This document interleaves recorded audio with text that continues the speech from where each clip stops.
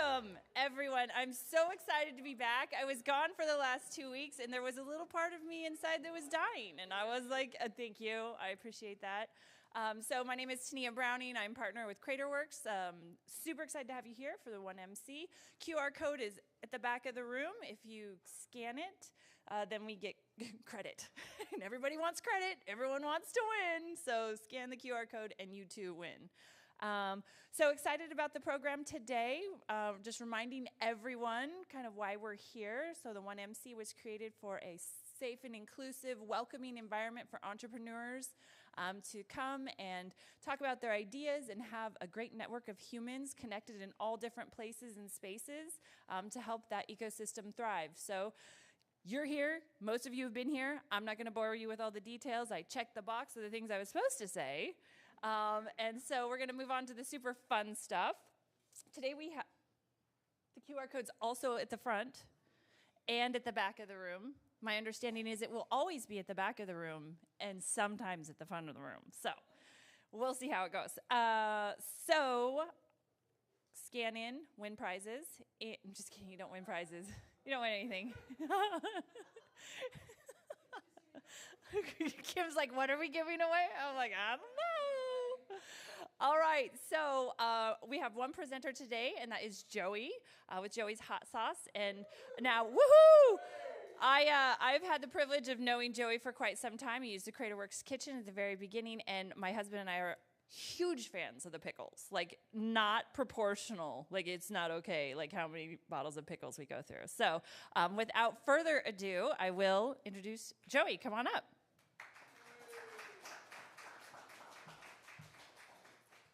All right. Hi, everyone. I am Joey from Joey's Hot Sauce. I'm not sure if you're all familiar with the brand. Is anyone here not familiar with the brand? Okay, cool. So Joey's is made local. I roast. It's all organic ingredients. There's no additives, no binders, no sugar. It all started because my wife, she was looking at hot sauce that was on the market, and she didn't want to have all of those ingredients that a lot of times you look at ingredients on not only hot sauce, anything you pick up on the shelves in the supermarket, you look at the ingredients list, and it's just like, what is going on in here? This is like bizarre. And there seems to be a movement right now. A lot of people have more awareness of what they're putting in their bodies and the correlation to how they're feeling and what they're putting in their bodies. So I literally was making this sauce with no intention of starting a brand.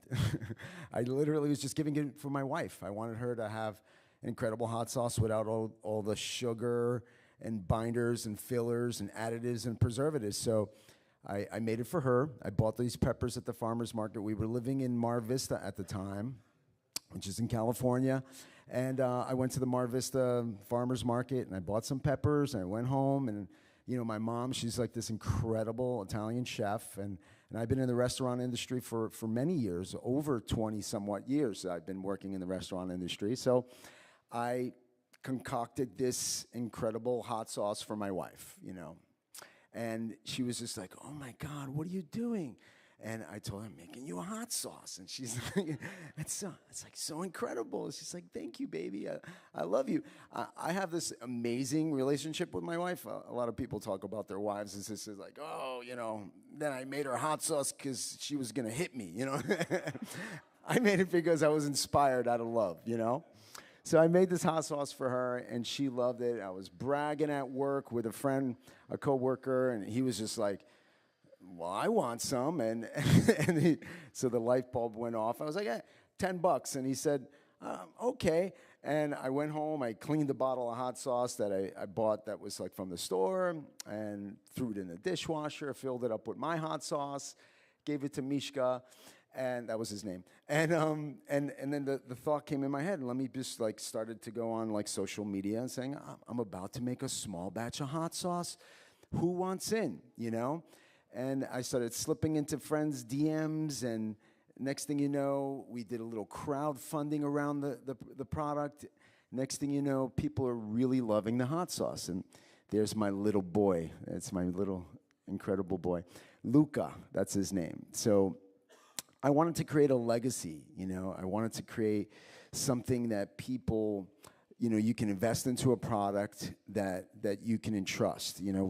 We've branched out and done pickles. I've done a hot salt. There's a hot honey. What I brought in here with me is some of my limited edition sauces. This is representing Grants Pass here. I don't know if anyone knows Flespie's. Nicole, who owns Flespie's. I made this sauce for her.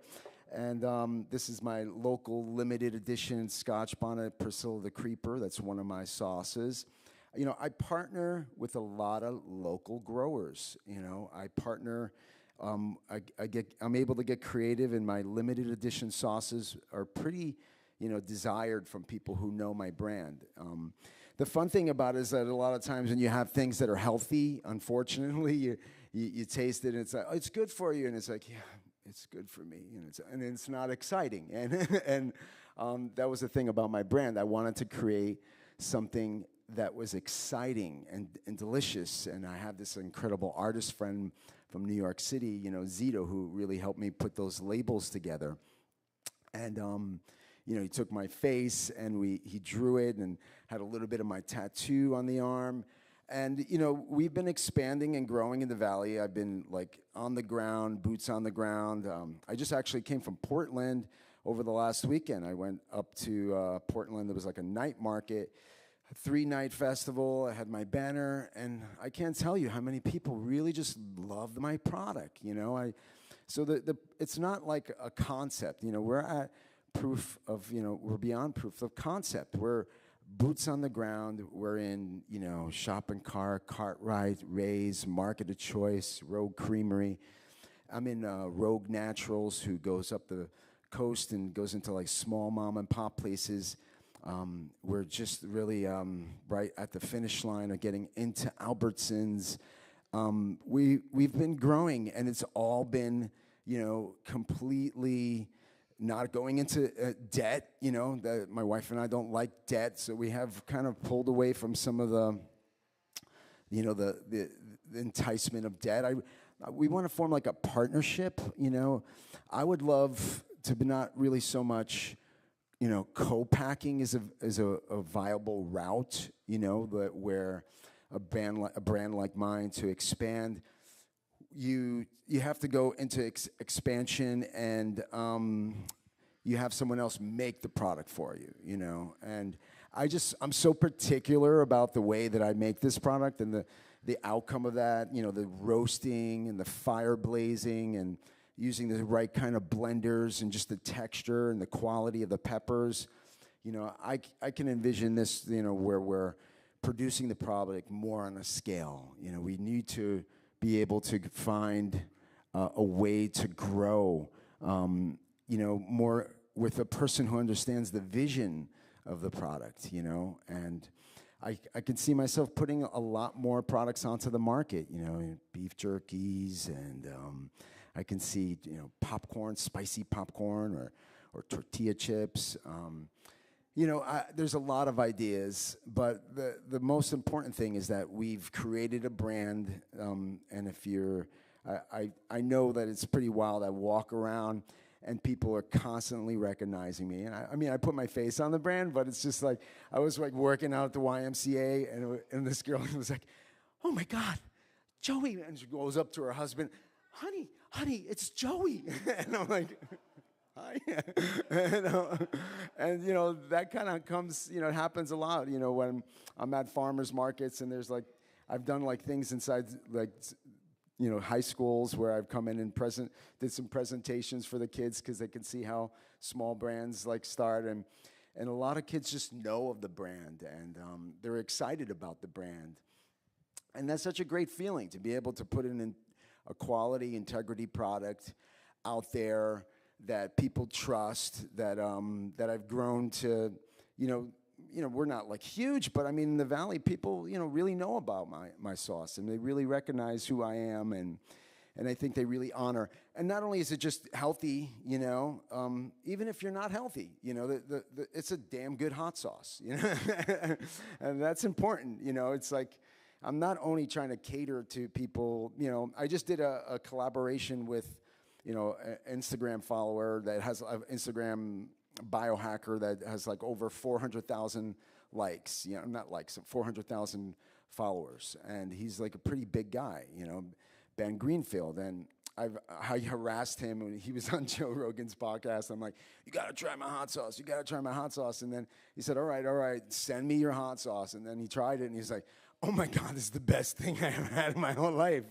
And so I've been sending him sauce, and now we just just launched our co-created brand, where both of our faces are on the label, and the potential is just really out there. The limited edition sauces that I do, I think I could still get creative and keep people that are interested in me to continue to be more interested in me. I had in this particular sauce right here, and I'll end with this, is like I had these incredible peppers that were from Italy, where my parents are from like southern part of Italy, and I'm like harassing my cousins. I'm like, you got to send me these seeds. I have to grow them like locally. And they're like, okay. So they send me the seeds, and I had Patrick from Red Buttes, and I had Intergalactic and Fry Family Farm grow these peppers. Like I got Jimmy Nardello's Scotch bonnets, and I'm able to create like a sauce, very unique. I use black fermented garlic in this sauce, and I'm able to like keep people interested in like these limited, very local focused sauces. And I would love to be able to, have a place to be able to create more of that, expand, give more business to the farmers, because the farmers, you either pay the farmers or you pay the hospital bills. I heard that from like a TED Talk with the little kid. He said it. I'm like, this little kid, look at him. You either pay the farmer or you pay the hospital bills. I'm like, homeschooling. So I'm happy to be here. I'm happy to share with you guys my vision of Joey's. I really think there's so much potential in this brand. We've done so much, with zero funding. All we raised was like $23,000 to launch our brand on a GoFundMe when we first launched it, but I haven't like borrowed or begged or stole about anything to get us to where we are. And the potential to where we can go is just endless. So thank you for letting me talk.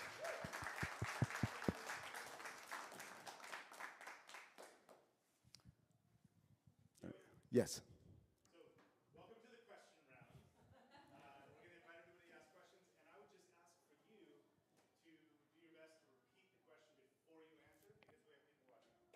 Okay, cool. All right, questions? Yes, please. So where am I manufacturing my sauces now? I'm pretty good at that. Huh? So we're manufacturing it in Medford, and at the Fry Family Farm, actually. They have a commercial kitchen space, so I rent time in there to produce. It's really important, like the cauldron that they have there. It's really an integral part of my process, where I can put like 85 gallons of hot sauce in this one big cauldron that helps me heat it up and creates the consistency of the product. So we use their commercial kitchen space there. We used to be at Crater Works for a short period, but they didn't have that cauldron, and so that was like a really important part of helping me to create the consistency and the quality of that product. Oh, we're the only partners, but I have a team. I employ we make about 1,000 bottles of hot sauce every shift, and so and plus the honey and the salt and the pickles all kind of happen at the same day. But I got a crew of 10 to 8 to 10 people that come in when we produce the product for that one single day. Yes.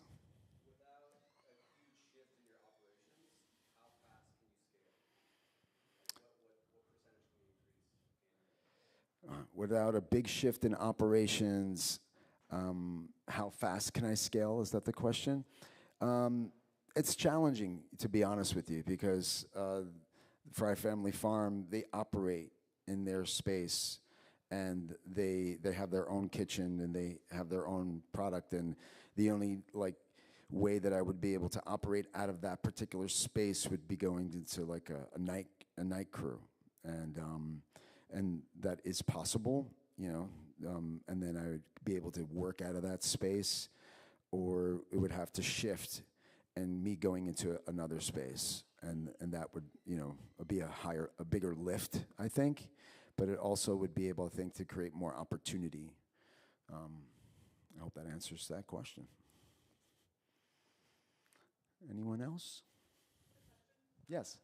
Do you find, so you have the niche products, right? So it's almost kind of like a scarcity marketing, like this is here and then it's going to be gone limited time. Yeah. And then versus like your everyday products. Do you find that scarcity marketing really still works to increase those sales and then gets you more notice than the others?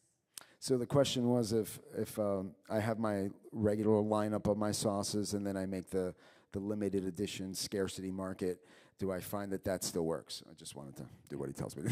So, yeah, yes. I can't tell you how, like, when the next year will roll around, you know, because these are very limited and kind of seasonal. So the next year will roll around, like, when are you gonna make the green sauce? Like, people will roll up to the booth. When's the green sauce gonna happen again? Yeah, pickles. Yeah. The pickles are like, it's like, why don't you have the pickles? Because they need to grow out of the ground first. And I have like a calendar, like an almanac calendar. The cucumbers will be growing in this season. And that's when, give us a couple weeks to be able to make them after they come out of the ground. Yeah. Yeah. So, but yeah, my limited edition sauces really do move. I think it just, for me, also it creates like excitement about people that know my brand already, and then they see me at a market and they're like, "Hey, I got a limited edition sauce." I'm like, they're like, "What?" You know, like, and they come in and they swoop that up. In fact, you know, Marketed Choice is the only thing that I have in Portland that has my sauces, and people were like super excited about the scarcity and the limitation of the sauces that I had only for that market, and that you can only buy with me at that time and only buy online. I offer it online. A lot of my online marketing, the biggest moves that we see with the needle pushing is when we create a lot of the limited edition sauces. So yeah, for me, it is still effective. Yeah. Yes. Mm-hmm. Is there room in any of that to be able to build a kitchen of your own, or like a warehouse space where you can maybe have your kitchen area but have other spaces in that warehouse area to rent to pay for the building, if you will, but keep that growth capability possible as you build into that other space? See if I could wrap my mind around this particular question. He's saying at the growth scale, if they had like a commercial kitchen space that I can produce more product and still be able to scale and use the commercial kitchen space as like a shared revenue. Is that? No, create your own. Yeah, like your own manufacturing kitchen. Mm-hmm. Say you buy a 10,000 square foot building, but you rent other suites like this building would have. Uh-huh. So you have your commercial space you're cooking in, but then you have revenue coming back to that to pay for said building out of those profits, so that at the end of the day, Joey's is still building and making money, and you have your own dedicated space with that cauldron to be able to produce mass amounts, go from 1,000 bottles to 10,000 bottles, and have room for that manufacturing, but have them help pay for said building where you rent your kitchen. I'm not able to like spew back this particular question. I can totally see that working. Absolutely, yeah. You know, I've come in the background of like a restaurant industry, and I've been like assistant general manager. I've been a bartender. You know, I used to work at a really awesome like New York City, kind of like high end, like really like celebrity kind of like joint, and the most important part of the thing that I worked with this one restaurant that was like, we were like nothing, and then I was part of the team that just really rose it like to the top, and it had a really tragic ending. If you want to watch it, just go to on Netflix and look at Bad Vegan. I'm in that thing. It's really a tragic story, but reason why I bring this in context is that I have like a good like kind of East Coast like hustle, like I'm easy to work with. I can just see myself partnering with somebody. I'm not rigid about how things need to be done. I understand things are a business. We need to, bring in money, and we need to. It needs to work for everybody, and anyone who's willing to like invest into what we're doing, I think, and they see the vision and the potential of the brand. I'm happy to like, share equity and share profits and. Let's grow. Let's get this thing going. Did I see a hand over there? What does my ideal partner look like? A blank check and just kidding. Yeah, no, I mean, this is the hard question because like I look at this as like I don't want this to be like. A thing where it's like flipping a home, where you're throwing money in, so you can basically grow the business brand. So then you can basically go to Kraft and be like, Kraft, we have another one that you were gonna buy out and turn to garbage. I just don't want that. And for some people, that is off-putting, and I understand that. I don't have an exit strategy. I'm sorry. I'm in this for the long haul. It's personal to me,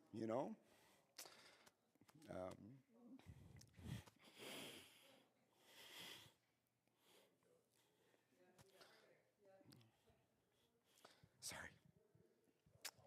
I'm passionate, I love what I do. I want to create a legacy for my son, I want him to be like, that's my dad, and then we created like amazing product, and people trust us, and we have a good time, and that's important to me to partner with someone who sees that vision.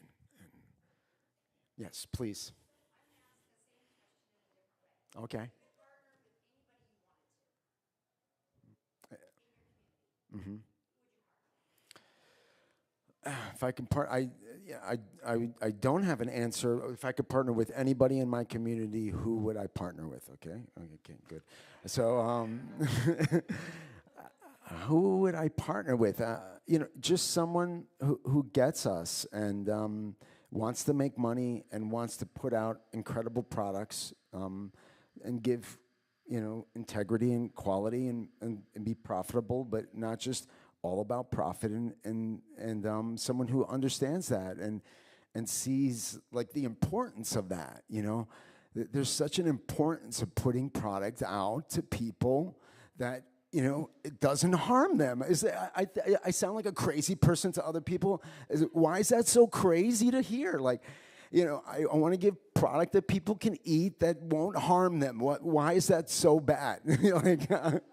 What kind of a crazy world do we live in that most products on the market, if you pick up something off a shelf in a grocery store, it's going to hurt you. I just want something good, and I want people to, like that want that too for other people, and we together create a force of good. Like why not?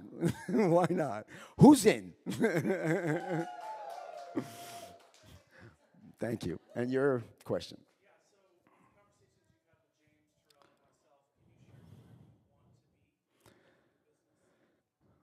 Yeah, I mean, I would really, where do I want to be in my business is the question. So I want to be able to, support more local farmers. I want to be able to create jobs in my community. I want to be able to expand in my business without losing the integrity and the vision of the product.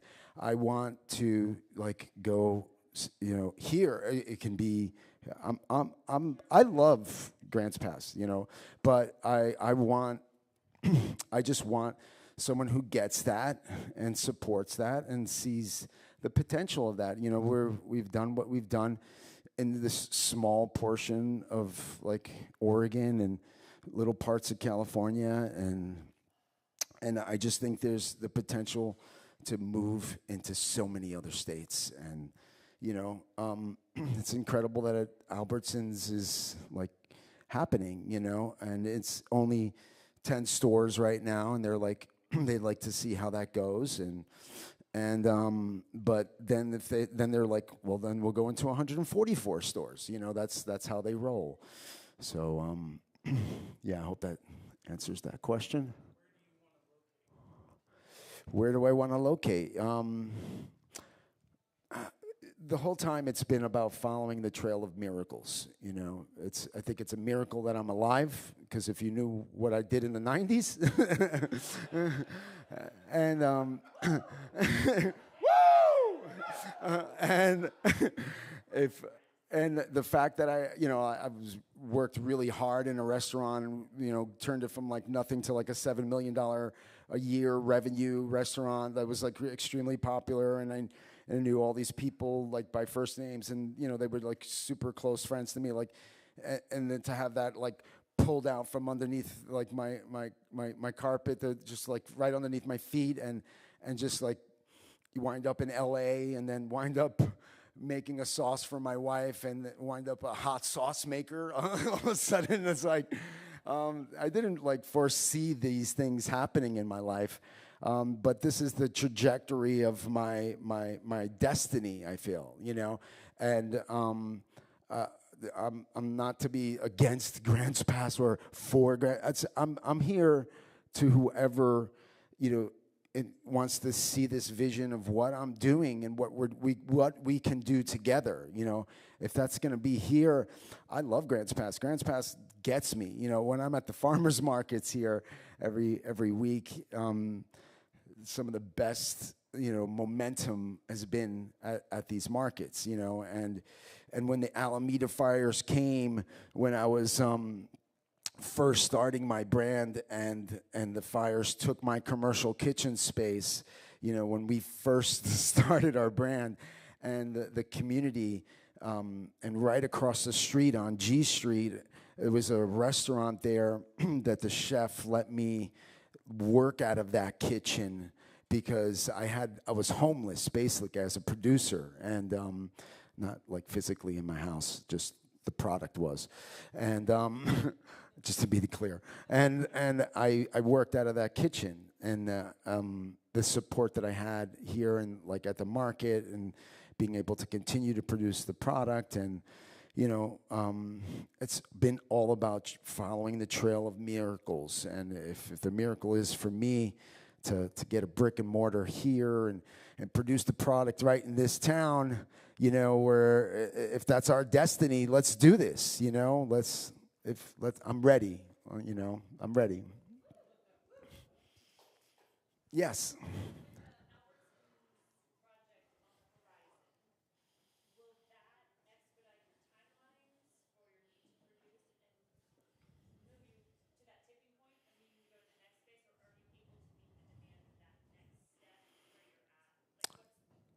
So yeah, with the Albertsons on the horizon, the 10 stores, I can absorb the 10 stores, and if I need to push in an extra day of production at the current kitchen space, or extra 1, 2, 3 days, that can be arranged. I can take on that. The 144 stores is a completely different beast, and I'd like to see if I can get my little duckies in a row, beforehand to basically execute that when they're ready to move forward, because I wouldn't be able to, no matter how many days at that space. And plus, not to mention the round of revenue to produce that amount of product is, I don't have that, You had your hand up again?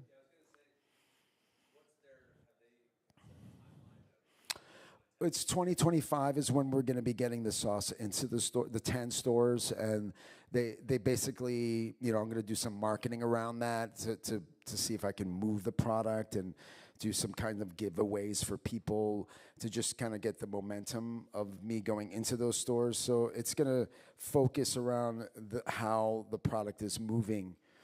So, no, I should probably ask that question. That's a great question. Thank you. You're hired. Yes.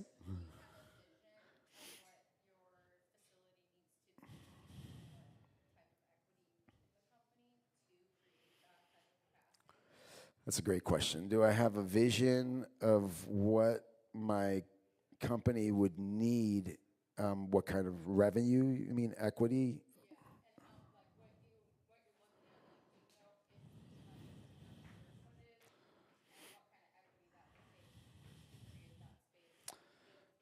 So what kind of equity I would need?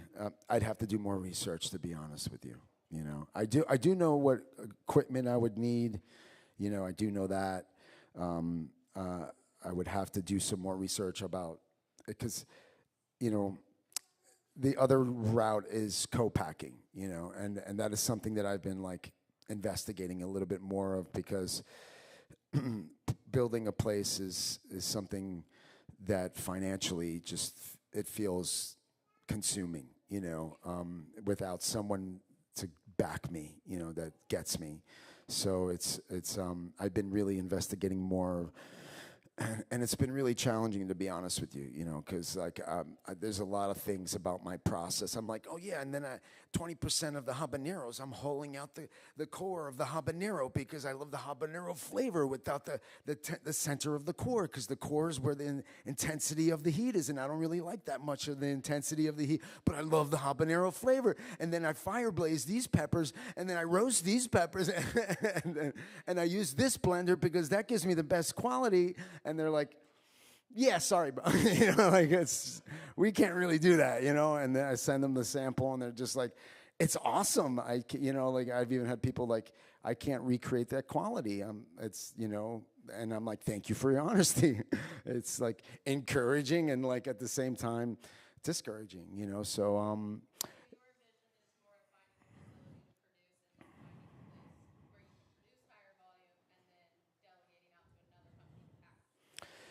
well, I mean, the co-packing route is delegating it all, you know, and then I'd have to find a co-packer that gets my process, and I'd have to be a part of that. That's one route. And then the other route is creating your own facility and continuing to create your product. And I think, you know, the integrity and the quality is there. Brad's chips, I don't know if anybody is familiar with that. They were the first like kale chip that hit the market, and Brad's a good friend of mine. And the reason why I'm really exploring the co-packing thing, he goes, that was his biggest regret, is that he took on everything, you know. And I think there's a level of success in any path. You know, you can't say you do this, that's going to be wrong. You do this, that's going to be right. You know, I can't be so fully in, because I've seen success on both sides of the field. So I could see it working in both ways, but I would have to really be hands-on at the co-packing facility, or I'd have to basically build out of what I know how I create the product, just scale the product and know how many ovens I would need and how many hours I would need to be able to continue to scale the product and, you know, do it in-house. And then that definitely ensures quality, and it definitely brings in business, creates jobs in a community, you know, which is awesome, you know. And then I'm also I'm buying more peppers, and, you know, it creates jobs all along the scale. And there's a lot of benefits to that. I love that vision. You know, I'd love to be in charge of like who's growing my peppers, because the pepper industry, you know, the produce industry is like a lot of uncertainty there too, you know. And I've seen some people, Andrew, who grows my pickles over here, he runs Tipsy Bee Farms. I don't know if you guys know that farm out in Medford. They're a small biodynamic farm. And he's looked at ways that he would be able to grow all year round. We can get hot peppers all year round in this climate, you know. But it takes some money to be able to create that facility, you know. But that money that you put into it could really just, you know, ensure the quality, ensure the consistency, ensure the supply, you know. There's a lot of benefits to it, but it's just, can we raise it? Can we go in that direction? Yes. Joey, first of all, you're brilliant. Love your energy. Love your brand. I mean, I've been following and buying from you since the beginning, at least here in Grants Pass. Priscilla, the truffle, for instance, that's my favorite of all. But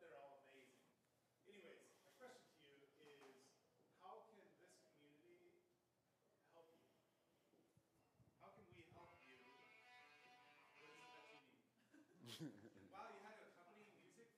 had to accompany music for it? Yeah, a little buck. Yeah, so the question is, how can this community help me? I think you see my troubled points, my growth. Like growth is the biggest thing that needs to get done for my brand. You know, I need to grow, and it's finances that in order for me to accomplish that. I mean, there's a lot of ways to grow. You know, there's a lot of ways that we can get into the California market. The California market I haven't even tapped into, you know. There's just so much potential here. So I think anyone who wants to, you know, approach and partner with me and find out ways that either we can take those two trajectory ways of growing, which is either co-packing or brick and mortar here, I'm open to talk and to see if this is something that we can partner together with and just go out there and just make some killer hot sauce.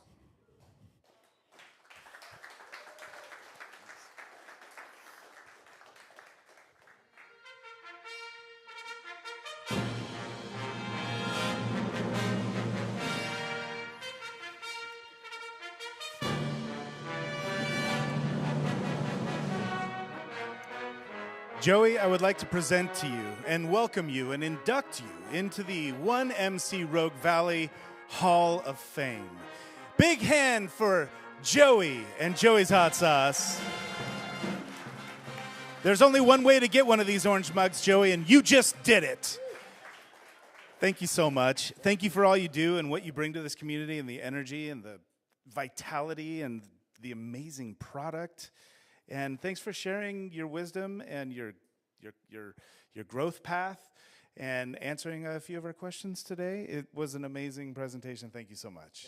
Another big hand for Joey. Where can people find you, Joey? I mean, you mean the product? Yes. Well, yeah, I mean, the product, a lot of these limited sauces you can only find at like farmers markets or at holiday markets through me or online. I have an online business as well. But as far as like the stores, you can find my 5 original sauces. You can find that at like Market of Choice, Rogue Creamery, Ray's Food Place, Cartwright, Shop and Cart, Medford Co-op, Ashland Co-op. And the list is further than that. But yeah, those are some ideas. Awesome. Thank you. I know, yeah, these limited edition ones and the pickles you can only get from you, like, yeah. So go see them at the growers markets, or also you're at the bazaars and too. Are you still doing the holiday bazaars and stuff? All of those too. So all right, Joey, thank you so much. And thank you all so much. It's it's always special to do these and to have people come and share and open up and share their purpose and share what it is they're trying to build and contribute and grow. And we are so honored to have entrepreneurs like Joey come and present. And we would love to invite you to come present, if you have not yet, to come present at 1MC. I think we're booked all the way through December now, but almost through January. So the list is growing, and that's awesome. That's great news for us as a community. And I also just appreciate you showing up, being here, and asking these amazing questions. You're all so good at asking the best questions. And I always say that that's one of the best traits anyone can have, is knowing and understanding the questions to ask at any point in time. So thank you all for participating and being here. This is not the end of the event. Please socialize, network, talk to Joey, ask questions, and we look forward to seeing you next week. Who do we have next week? We have a season of giving, so we're going to have some local nonprofits and some local food producers here to bring some. Season of Giving. Yes. So next Wednesday, right here, 9:30. Don't miss it. Tania, I see you jumping at me.